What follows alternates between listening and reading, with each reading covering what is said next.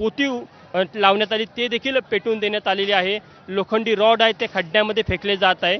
तर एक वेगळं आक्रमक आंदोलन आपल्याला इथे दीक्षाभूमी परिसरामध्ये पाहायला मिळत आहे। विशेष करून या दीक्षाभूमीसाठी तुषार तुम्हाला थांबवतो काही क्षणांसाठी, पुन्हा एकदा येणार आहे मी आपल्याकडे, तुम्ही असेच सोबत राहा।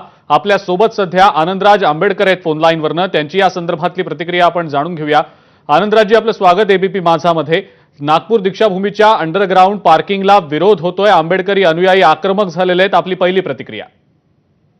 नाही, त्या तिथे जे काही सुशोभीकरण चालू आहे त्याच्याबद्दल कोणाचाही काही दुमत नाही, परंतु अंडरग्राउंड पार्किंग असू नये, कारण आंबेडकरी समाज हा एखाद्या दिवशी म्हणजे 2-3 दिवस वर्षातून येतो आणि त्यामुळे ते पार्किंग आणि एवढं आणि ते 2-3 माळ्याचं पार्किंग करतात, त्यामुळे ते स्ट्रक्चर आहे दीक्षाभूमीचं त्याला धोका निर्माण होण्याची शक्यता आहे आणि त्यामुळे ते लोकांचा उद्वेग आहे की ते ताबडतोब थांबवावं आणि आता जर काम करत असतील तर त्याच्याऐवजी तिथे यात्री निवास जसं पंढरपूरला वगैरे आहेत तसे बांधावे, जेणेकरून आंबेडकरी समाज जेव्हा तिथे दीक्षाभूमी येतो तेव्हा त्यांची राहण्याची सोय होईल आणि त्याचबरोबर विधान सभेचं अधिवेशन आपलं नागपूरला भरतं तेव्हा महाराष्ट्रातून अनेक लोक जातात, त्यांची सुद्धा सोय होईल आणि खऱ्या अर्थानं त्याचा उपयोग होईल। हे जे काही पार्किंगचं बांधकाम आहे ते खऱ्या अर्थाने दुर्दैवी आहे, ते ताबडतोबीने बंद करावं ही रिप्लेस सिटीची मागणी आहे। पण आणि मी लोकांना आव्हान पण करीन की